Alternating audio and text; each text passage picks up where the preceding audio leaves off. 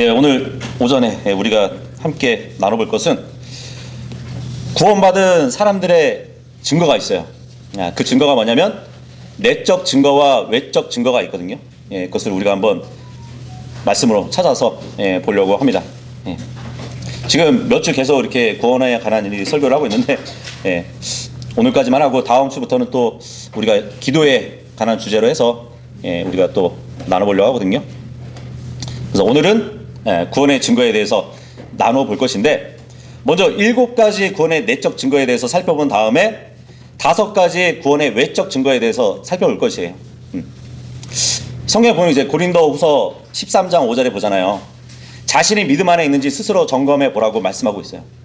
그리고 고린도전서 11장 31절에서 32절의 말씀 보면 우리가 스스로 판단하면 심판을 받지 않는다는 또 말씀이 있어요. 그래서 자신이 진정으로 구원받았는지 하나님과 자신을 제외하면 아무도 몰라요. 그죠? 그래서 구원받았는지 스스로 확인해 보는 것도 필요한 일입니다. 그리고 구원받았다면 자신의 삶이 그리스도인의 삶인지 평가해 보는 것도 필요한 것이에요. 구원받은 사람들에게는 내적 증거하고 외적 증거를 가지고 있어요. 우리는 모두 언젠가는 이 세상을 떠날 것입니다. 그죠? 우리가 이 세상을 떠난다면 하나님을 만나겠죠. 하나님을 만나게 되면 심판을 받게 됩니다.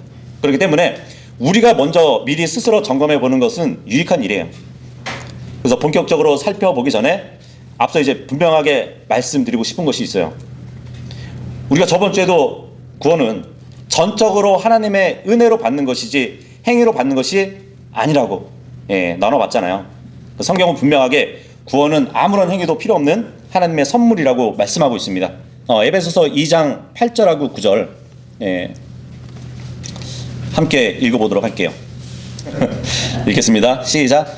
이는 너희가 은혜로 구원받은 것은 믿음을 통한 것이기 때문이니 이는 너희 자신에게서 난 것이 아니요 그것은 하나님의 선물이라. 행위에서 난 것이 아니니 아무도 자랑하지 못하게 하려 함이라. 그러니까 사람이 선행으로는 하늘나라에 가거나 구원을 얻을 수 없고 구원받을 수 있는 이유는 오직 예수 그리스도의 피를 통한 하나님의 은혜로, 그죠? 구원받을 수 있는 것이에요. 하나님께서 믿는 자들에게 선물을, 그러니까 구원을 선물로 주셨대요. 근데 이제 신약 성경에서는 구원에 관한 이야기를 하는 그 문맥에서는 항상 선한 행위를 하기 위해서 구원받았다는 말씀을 하고 있는 것이에요. 많은 사람들은 구원을 받기 위해서는 선한 행위를 해야 된다고 하지만 성경은 구원받은 사람들이 선한 행위를 해야 된다고 말씀을 하고 있다는 것이에요. 그러니까 구원은 아무런 행위 없이 오직 은혜로만 받지만 구원받은 사람은 선한 행위를 해야 한다는 것이에요. 선행이 없어도 구원을 받을 수 있지만 구원받고 나서는 선행을 해야 된다는 것이에요. 행위를 만들어내지는 못하는 그 믿음은요, 죽은 믿음이래요.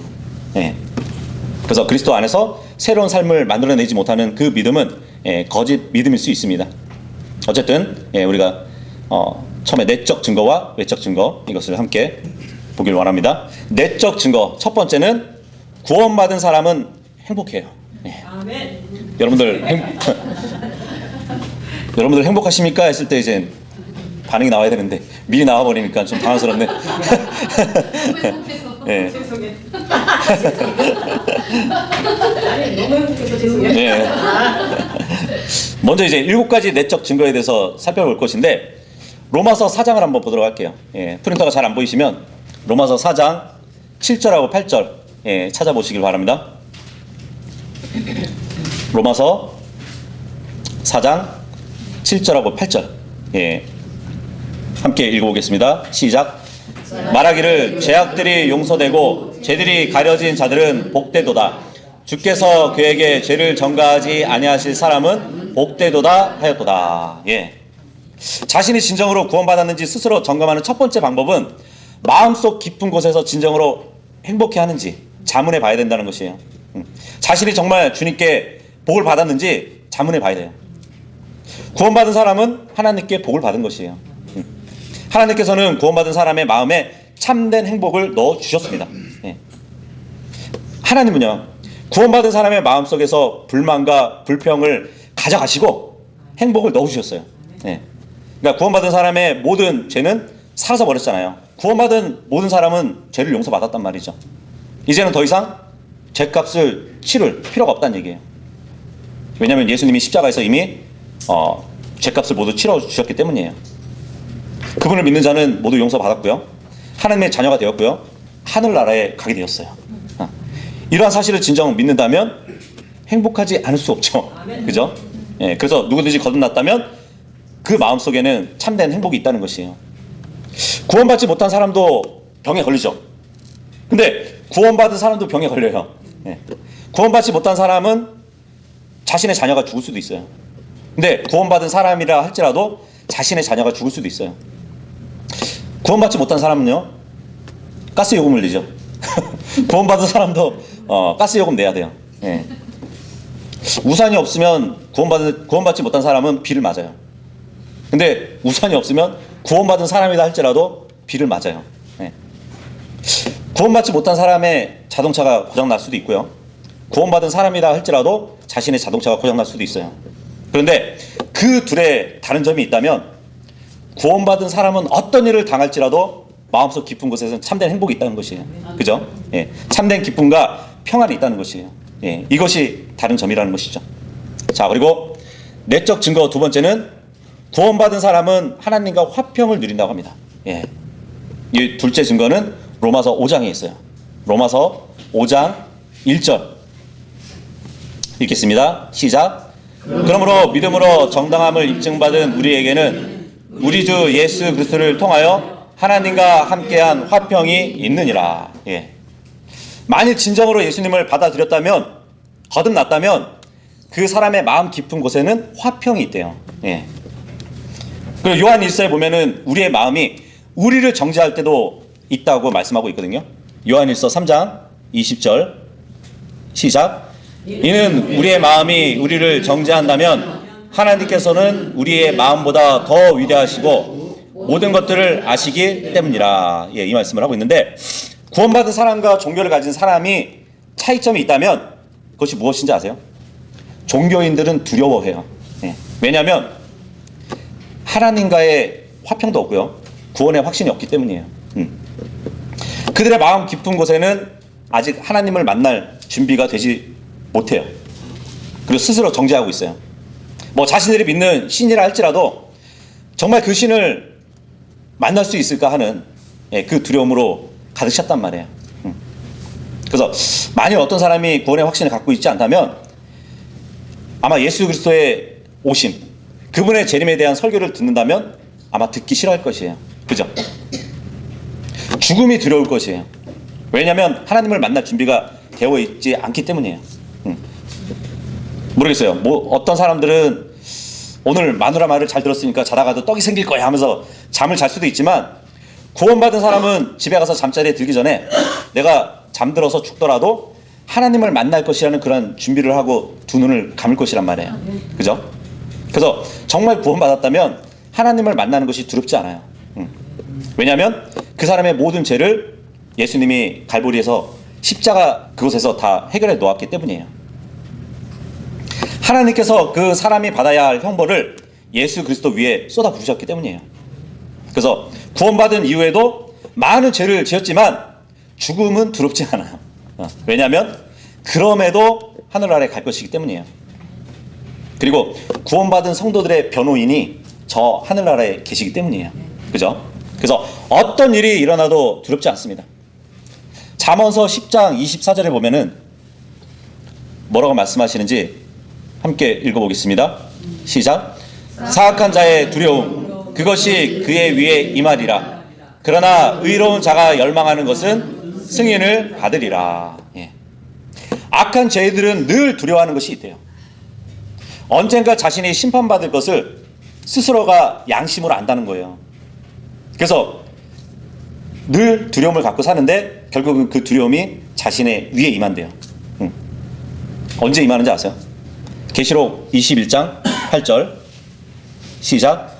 그러나 두려워하는 자들과 믿지 않는 자들과 가증한 자들과 살인자들과 행음에 빠진 자들과 마법사들과 우상 숭배자들과 모든 거짓말쟁이들은 불과 유황으로 타오르는 호수 속에 자신들의 부분을 받으리라.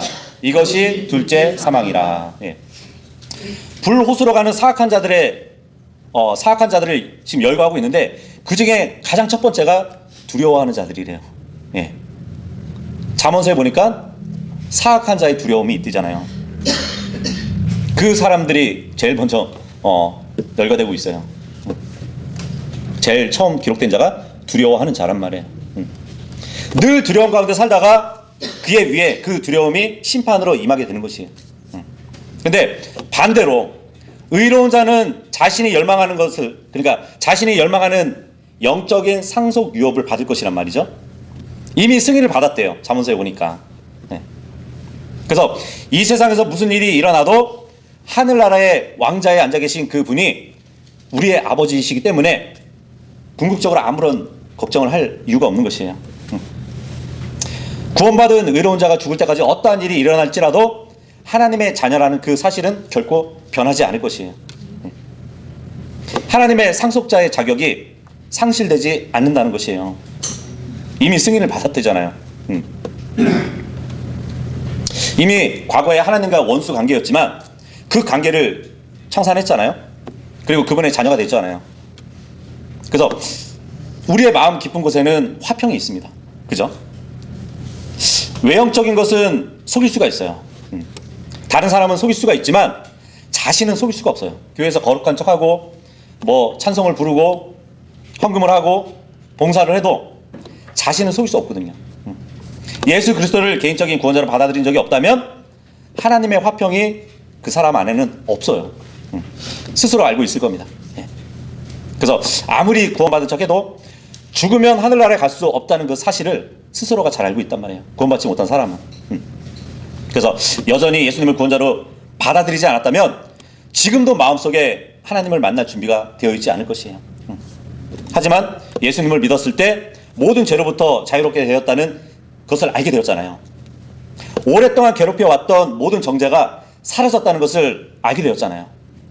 더 이상 지옥에 가지 않을 것이기 때문에 두려워하지 않게 된다는 것도 알게 됐단 말이에요. 왜냐하면 예수 그리스도를 개인적인 구원자로 받아들이는 그 순간에 모든 정죄함이 사라졌기 때문이에요. 여러분이 구원받았을 때 누구도 여러분이 구원받았다는 그 사실을 알려줄 필요가 없었어요. 그죠? 왜냐하면 스스로가 잘 알았기 때문에. 어느 누구가 여러분에게 구원의 확신에 관한 구절을 막 보여줄 필요가 없었어요.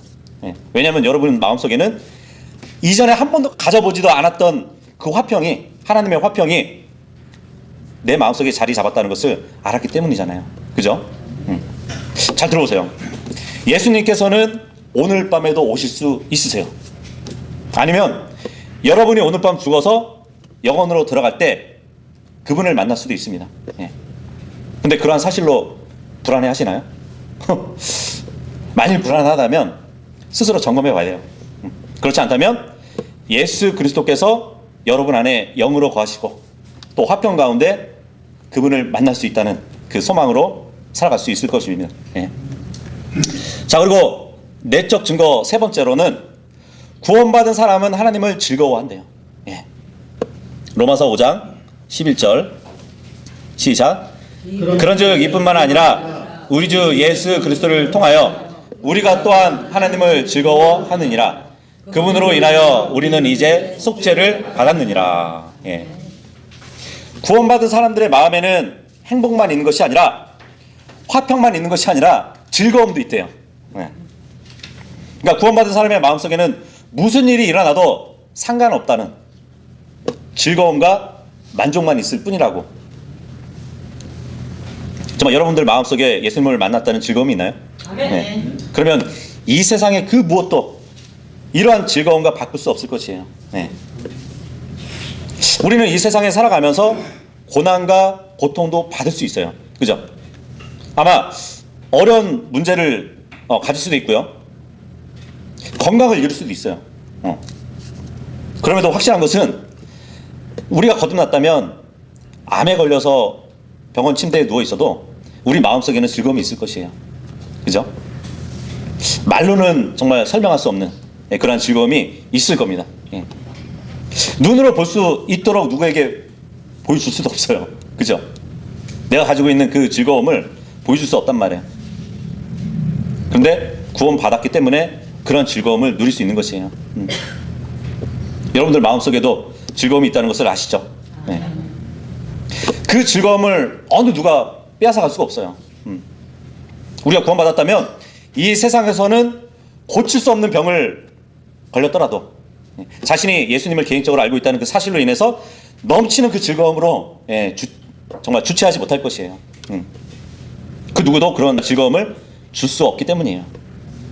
자, 그리고 내적 증거 네 번째로, 구원받은 사람은 과거에 제약된 삶을 부끄러워합니다.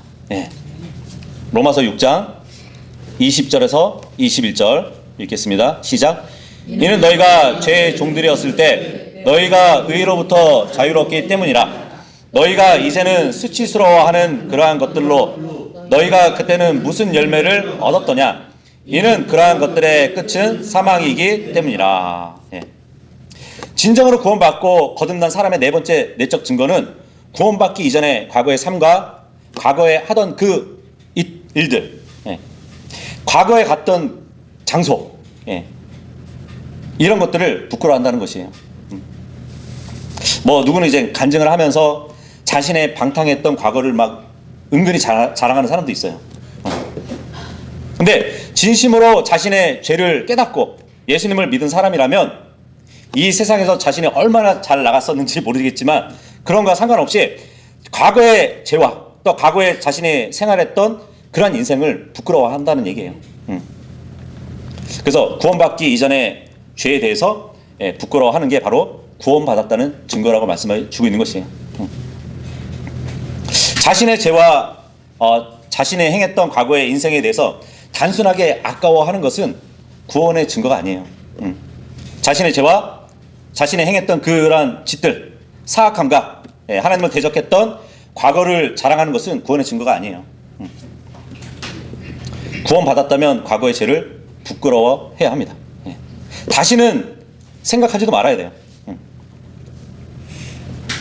뭐 구원 간증을 하면서 자신이 얼마나 술을 잘 마셨고 얼마나 화끈하게 죄를 지었는지를 은근히 자랑하는 사람들도 있어요. 자신들은 그렇게 이 세상에서 잘 나가는 사람들이었다고 은근히 자랑하는 사람들이 있단 말이에요. 정말 화끈하게 놀러 다녔지만 지금은 그만두었다고 하면서 그러한 제약된 생활에 대해서 자세하게 이렇게 이야기하는 사람도 있어요. 근데 그러한 것은 자세하게 자랑할 만한 것이 되지 못해요. 오히려 그런 일은 부끄러운 것이라고 말씀하고 있습니다. 이 너튜브에 보면은 그 서울에 숲에 있는 교회가 있나 봐요. 그 교회 콘텐츠가 이제 성도들이 돌아가면서 간증하는 거더라고요. 그래서 예수님을 믿고 변화된 자신의 삶을 이렇게 간증하는 것들이 올라오더라고요. 근데 그 중에 보면은 자신이 과거에 동성애로 굉장히 문란하게 살았다는 것을 너무 자세하게 막 설명을 하더라고요. 듣는데 낯뜨거워요. 뭐 누구는 과거에 도박도 했고 절도 했고 불법 영업소를 이렇게 운영했다는 그런 간증도 막 나오는데 그렇게 간증이지만 듣기는 좀 거북하더라고요. 그러니까 그러한 것들을 자세하게 간증해서 언급할 필요는 없어요. 중요한 것은 구원받은 사람은 단순히 행위만 변하는 것이 아니라 자신의 사고방식과 관점도 변화해야 된다는 것이에요. 이전에 자랑스럽게 생각했던 것을 오히려 부끄러워해야 되는 것이에요. 과거에 짓던 그 죄들을 그만둘 뿐만 아니라 과거에 그러한 죄를 지었다는 그 사실 자체를 부끄러워해야 한다는 것이에요. 이것이 바로 네 번째 내적 증거입니다. 그리고 다섯 번째 내적 증거, 구원받은 사람은 하나님의 법을 즐거워합니다. 로마서 7장 22절 읽겠습니다. 시작. 이는 내 속사람을 따라 하나님의 법을 크게 즐거워하기 때문이라. 구원받은 사람은 하나님의 법을 즐거워한대요. 저는 지금 여러분이 성경을 얼마나 열심히 읽는지 묻는 게 아니에요. 제가 묻는 것은 여러분의 마음 깊은 곳에서 하나님의 말씀을 정말 즐거워하느냐, 이겁니다. 일반적인 사람들은 취미생활을 해요. 그죠? 몸으로 하는 스포츠나 뭐 조용히 독서를 하거나 신나게 온라인 게임을 하거나 뭐 음식을 만드는 일로 보람을 갖기도 하고요. 몸을 건강하게 만들기 위해서 헬스에 다니기도 하죠. 그러면서 자기 만족을 갖죠. 모든 사람들에게 그런 것들을 시키지 않아도 자신들의 즐거움과 만족을 위해서 스스로 그러한 것들을 한다는 얘기예요. 대중적으로 보잖아요. 그러면 일반적인 사람들은 술을 마시는 것을 즐겨요. 누가 강요하거나 가르치거나 술을 즐겨보라고 얘기하지 않아도 술을 즐긴단 말이에요. 술을 마셔야 한다고 막 격려하거나 왜 마시지 않냐고 책망하지 않아도 대부분 사람들은 술을 마셔요. 왜냐하면 그 술은 마음을 즐겁게 해주기 때문이에요.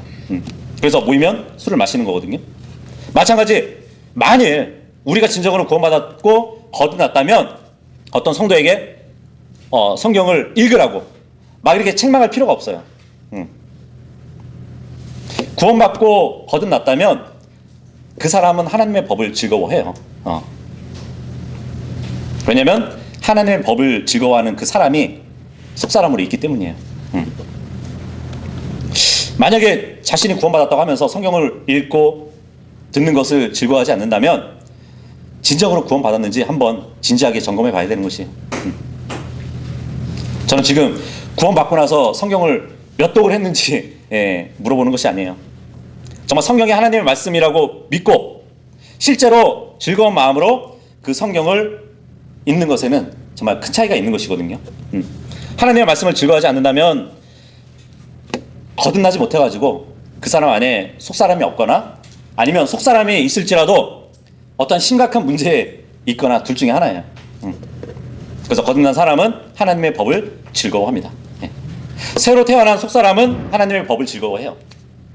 하나님의 법에 대한 갈증이 있어요. 의에 굶주리고 갈망한단 말이에요.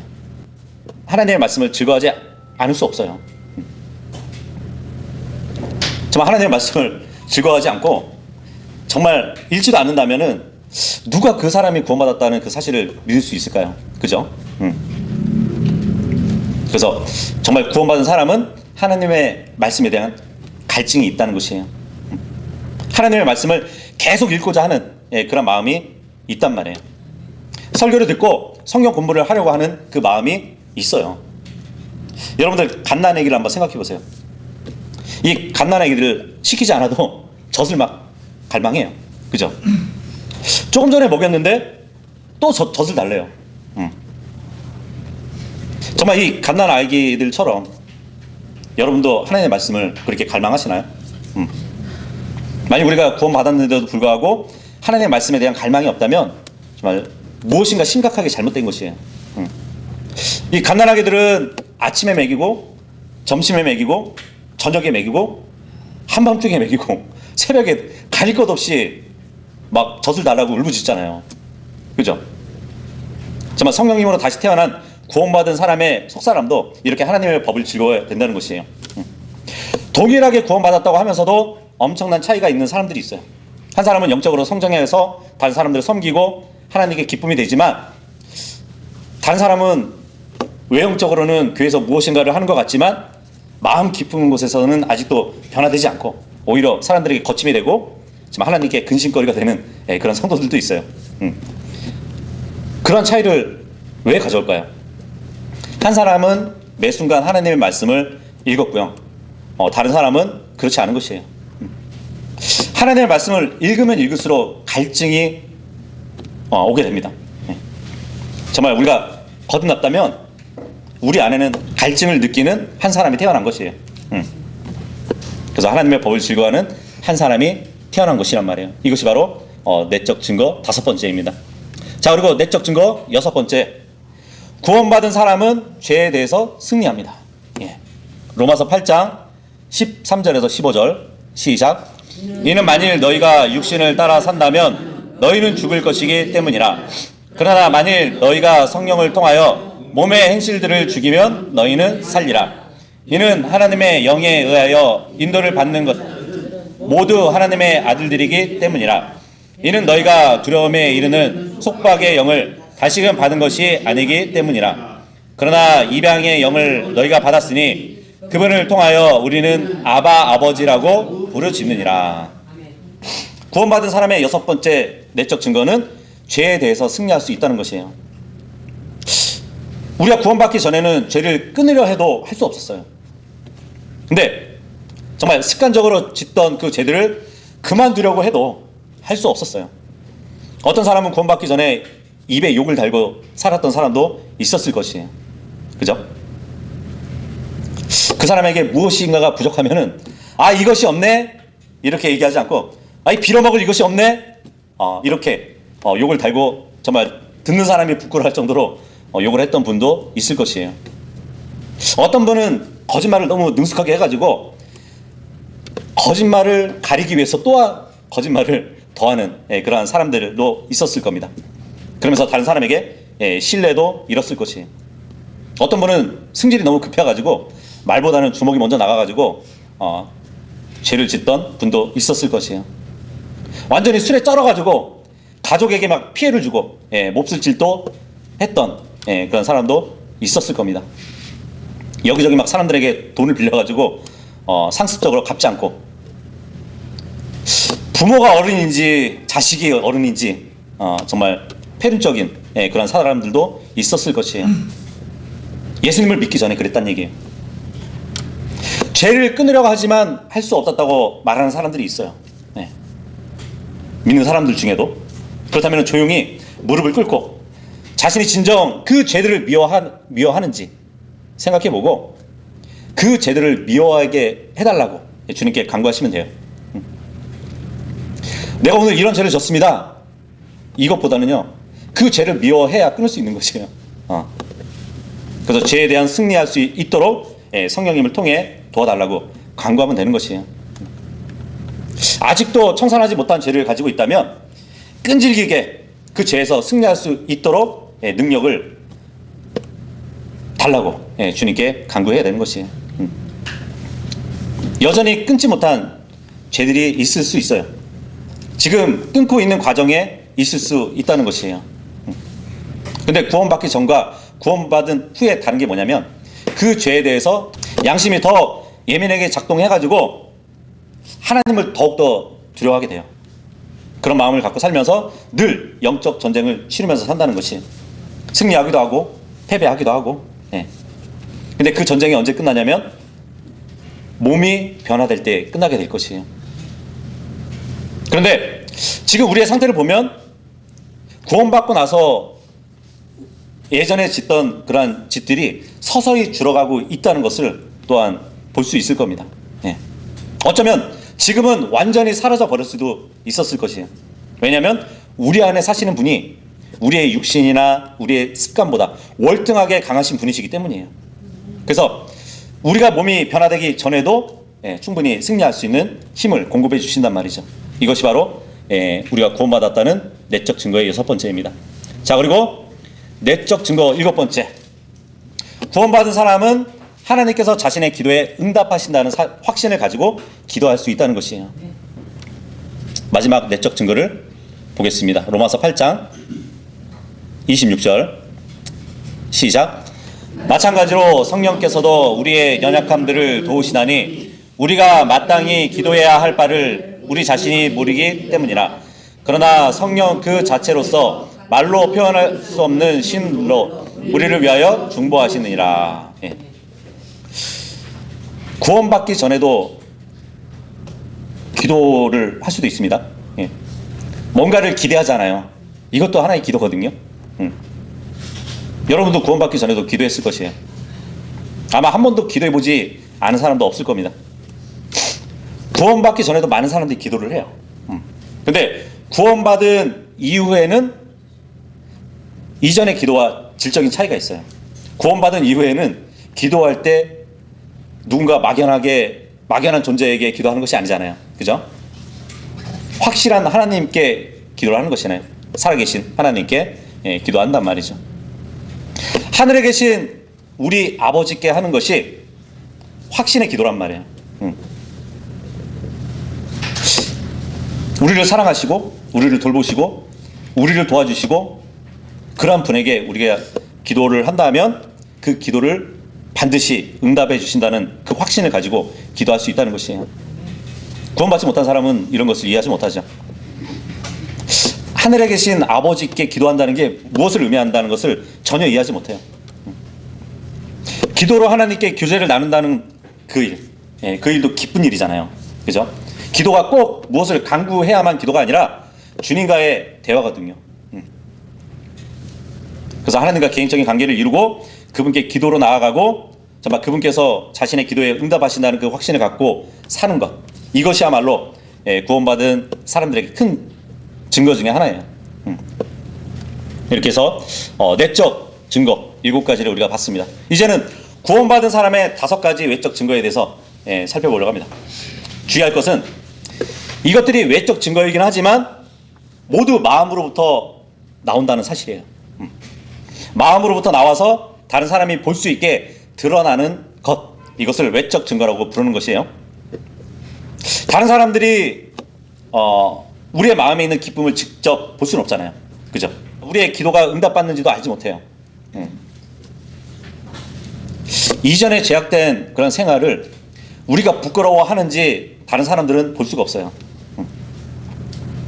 하지만 그것들이 외적으로 드러나야 사람들은 볼 수 있는 것이에요. 저 외적 증거 첫 번째는 구원받은 사람은 다른 구원받은 사람을 사랑합니다. 먼저 요한복음 13장을 보도록 하겠습니다. 예수님께서는 사람들이 우리가 구원받고 거듭나서 예수님을 따르는 예수님의 제자인지 알 수 있는 방법에 대해서 이렇게 말씀해 주셨어요. 요한복음 13장 34절하고 35절 시작. 내가 너희에게 새로운 명령을 주노니 너희는 서로 사랑하라. 내가 너희를 사랑해 왔듯이 너희도 서로 사랑하라. 만일 너희가 서로에게 사랑이 있다면 이것으로 인하여 모든 사람들이 너희가 나의 제자들임을 알게 되리라. 너희가 킹제임스 성경을 믿으면 모든 사람이 내 제자인 줄 알 것이라고. 성경은 이렇게 말씀해 주지 않아요. 너희가 전천년주의를 믿고 세대주의를 공부하고 근본주의를 고수하면 내 제자인 줄 알게 되리라고 이렇게 말씀해 주지도 않으셨습니다. 만일 구원받았다면 다른 그리스도인들을 사랑하라고. 그러면 내 제자인 줄 알 거라고 사람들이. 모르겠어요. 여러분들은 구원받기 전에 그리스도인을 좋아하지 않았을 수도 있습니다. 저 교회 다닌다면서 엉터리라고. 교회는 맨날 싸우는 곳이라고. 목사들이라고 하는 사람들은 부나 축적할 줄 알지 양들을 제대로 돌보지 않는다고. 내 가족 중에도 예수님을 믿는다고 하지만 여전히 똑같다고 살아가는 게 바뀌지 않았다고 그렇게 바라봤을 것이에요. 근데 구원받고 나서는 모든 게 달라졌어요. 교회 안에서 싸우는 성도를 보면 그들을 위해서 기도해줘요. 어떤 비리 목사를 보게 되면 정말 죄에 걸려져 넘어진 그를 안타깝게 바라봐주는 그런 마음을 갖게 됩니다. 자신이 구원받았다고 하면서 다른 그리스도인들을 미워하는 사람들이 있어요. 자기를 제외한 모든 그리스도인들을 위선자라고 주장하기도 해요. 자기만 제대로 믿고 다른 사람들은 엉터리로 믿기 때문에 그들을 증오하고 비난해야 된다고 막 주장도 해요. 근데 그런 사람들의 말을 들으면요, 정말 그 사람이야말로 구원받지 않은 게 아닐까 의심이 가게 됩니다. 그런 사람의 태도는 정말 어떻게 보면은 우리가 이따 거리 설교를 하겠지만 거리 설교를 할 때 지나가면서 막 욕하는 사람들이 있거든요. 그런 사람의 태도와 전혀 다르지 않기 때문이에요. 근데 구원받으면 어떠한 일이 벌어지는지 아세요? 성령님께서 그 사람에 들어가셔가지고 이런 마음을 줄 것이에요. 야, 저 사람이 보이냐고. 저 사람은 너의 형제라고. 저 사람도 네가 구원받은 것과 동일한 피로 구원받았다고.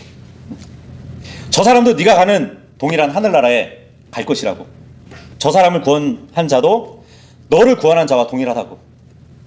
저 사람의 아버지도 너희 아버지와 동일하단다. 모르겠어요. 다른 그리스도인과 모든 일에서 우리는 동의하지 않을 그러한 일도 있을 겁니다. 제가 이렇게 설교해도 저와 동의하지 않는 분들도 있을 것이에요. 그렇다고 뭐 저도 여러분들과 같은 생각으로 다 동의하지는 않을 수 있어요. 사도행전 2장에 보면은 거기에 모인 사람들이 정말 한 마음과 한 영으로 이렇게 모였다는 말씀이 있어요. 한 마음으로 모였대요. 근데 한 마음으로 모인 그 성도들 간에 서로 미워하는 사람들이 있었을까요? 없었을 것이에요. 정말 진정으로 구원받고 거듭난 사람들이 모였기 때문에 한 마음으로 모였을 겁니다. 그죠? 그래서 정말 자신이 진정으로 구원받은 사람인지 확인하고 싶다면 내가 다른 형제를 사랑하고 있는지 스스로 확인해 보면 되는 것이에요. 예. 자, 그리고 외적 증거 두 번째는 구원받은 사람은 하나님의 명령들을 지킵니다. 예. 아까도 우리가 내적 증거에서 하나님의 법을 증거한다고 했는데 외적 증거로 하나님의 명령들을 지킨다는 것이에요. 요한복음 14장 21절 읽겠습니다. 시작. 나의 명령들을 가지고 그것들을 지키는 자는 나를 사랑하는 자니라. 그리고 나를 사랑하는 자는 나의 아버지께 사랑을 받을 것이요 내가 그를 사랑할 것이며 그에게 나 자신을 명백하게 나타내리라. 이 증거는 너무나도 명백해서 정말 이것으로부터 도망갈 수가 없어요. 그래서 두 번째 외적 증거는 하나님의 명령들을 지키려 하는 거예요. 자신이 그리스도인이라고 하면서 예수님께서 시키신 일을 하나도 하지 않는다면 그런 사람의 신앙 고백을 누가 믿어주겠어요? 그죠? 정말 여러분은 예수님께서 명령하신 것을 지킬 마음이 있으신가요? 정말 입술로만 신앙 고백을 하는 사람들은 하나님의 말씀을 지키려 하지 않는 사람들이에요. 예수님을 진정으로 사랑하는 사람은 예수님의 명령을 지킨다고 지금 말씀해주고 있는 것이에요.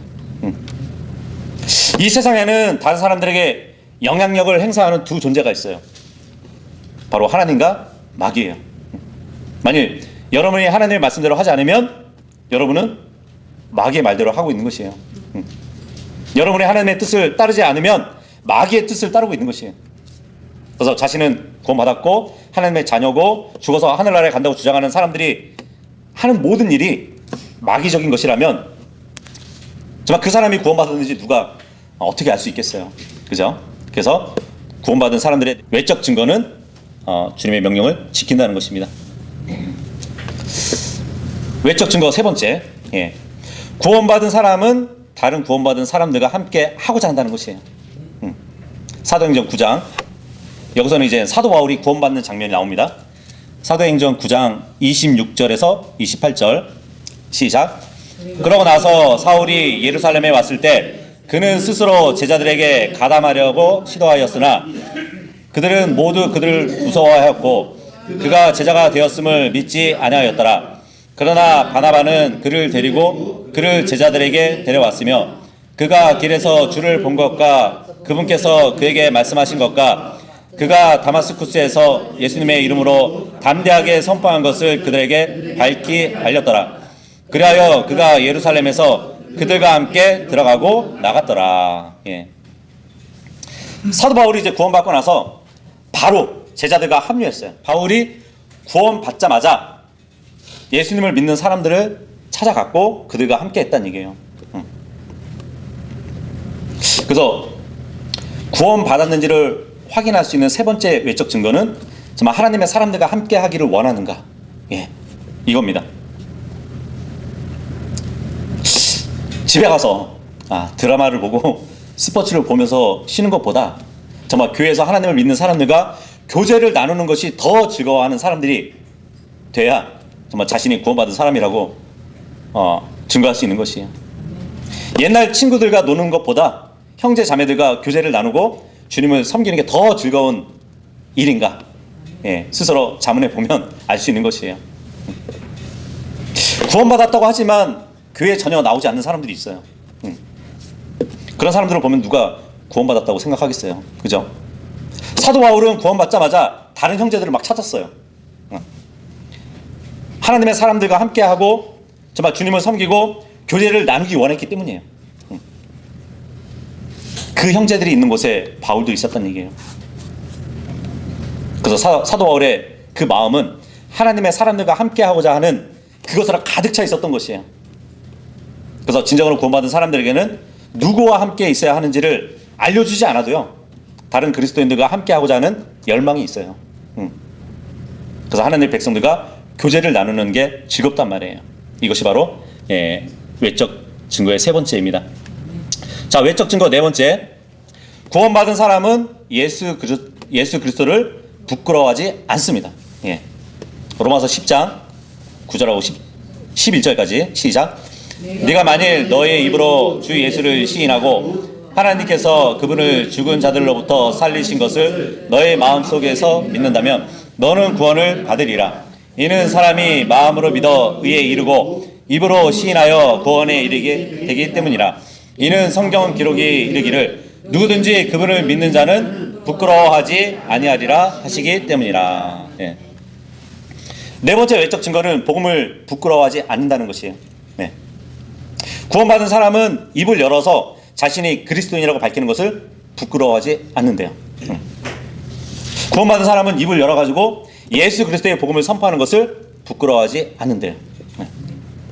교회에서만 부끄러워하지 않는 것이 아니라 어디에서도 누구 앞에서도 예수 그리스도와 그분의 복음을 부끄러워하지 않는다는 얘기예요. 정말 구원받았다면 어디에서든 누구 앞에서든지 입을 열어가지고 예수 그리스도가 여러분의 구원자라고 선포할 것이에요. 나를 위해서 피를 흘려주시고 새로운 생명을 주시기 위해서 모든 것을 포기하신 그 분에 대해서 어떻게 부끄러워하겠어요? 그죠? 나를 위해서 십자가에 달리신 그 예수님을 어떻게 다른 사람 앞에서 얘기하지 않을 수가 있어요? 정말 하늘나라의 영원한 생명을 누릴 수 있게 해주시겠다는 그 약속을 믿는다면 그 약속하신 분에 대해서 얘기하는 것을 부끄러워할 이유가 어디 있겠어요? 그죠? 예. 자, 그리고 마지막으로 외적 증거 다섯 번째. 구원받은 사람은 죄를 짓지 않을 수 있습니다. 예. 요한일서 3장 6절하고 건너서 9절입니다. 시작. 그분 안에 거하는 자는 누구든지 죄를 짓지 아니하느니라. 죄를 짓는 자는 누구든지 그분을 보지 아니하였으며 그분을 알지도 아니하였느니라. 누구든지 하나님께로부터 태어난 자는 죄를 짓지 아니하느니라. 이는 그분의 씨가 그의 안에 남아있기 때문이라. 그런즉 그는 죄를 지을 수 없나니 그가 하나님께로부터 태어난 까닭이라. 예. 물론 이제 여기서 두 본성에 대한 말씀을 다 살펴보지 않을 것이에요. 요한일서 3장의 말씀은 우리의 혼에 대한 말씀입니다. 우리의 육신으로는 죄를 지을 수는 있어요.